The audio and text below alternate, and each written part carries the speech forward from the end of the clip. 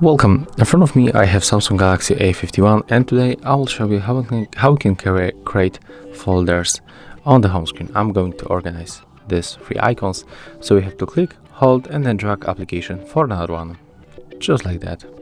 When we make it, the folder will be open, and at the first we can change name.